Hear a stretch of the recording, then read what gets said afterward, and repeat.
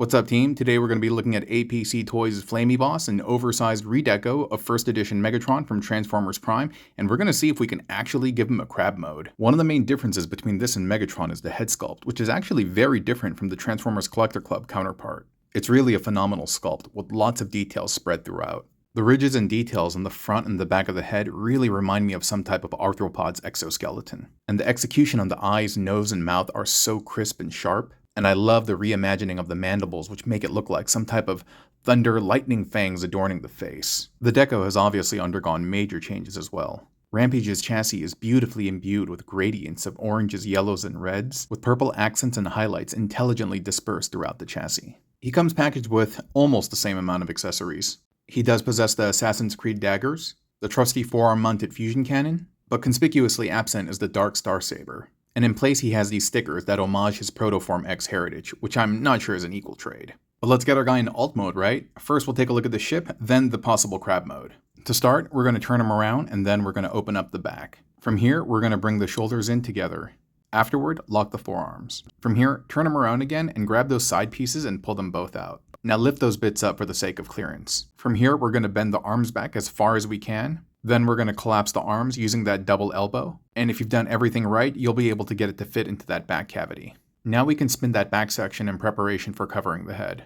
Now go to the chest area and release both pectorals.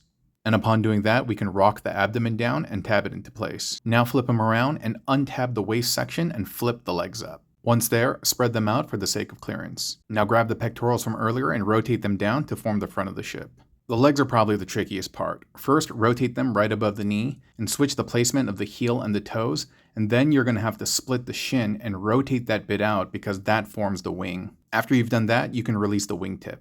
Now begin tabbing everything into place, first with the shoulder, then on the back, and then finally on the side with the wing.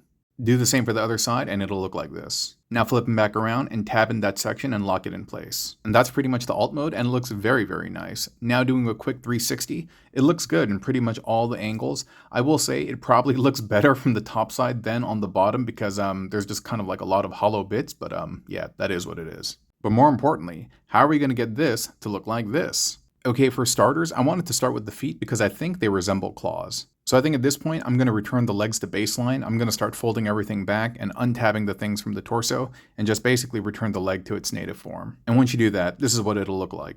Now let's spin them around and rotate the legs back down to situate the claws in the front. I'm going to move the pectorals back just so that we can thicken up the abdomen. In order to get a more convincing angle, I'm going to rotate the hips back 180 degrees and do the same for the area right above the knee. Yeah, I'm definitely digging that angle a lot more, and then we're going to do the same for the other side. And once we're done, it'll look like this, and it's kind of coming together, but maybe more like a scorpion than anything. Now I'm going to release the arms and bring them down to see what we can do with them. And here they are fully released. To widen the carapace, I'm going to rotate it at the arm, and then I'm going to use that double joint to bend the forearm back. Okay, so here he is in his completed form, and it's not bad.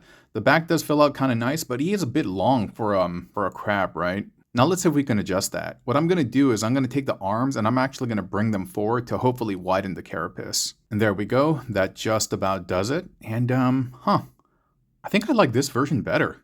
I like kind of like the wider squatter thing, so it looks less like a scorpion and more like a crab. And here we are. Thanks for watching, my friends.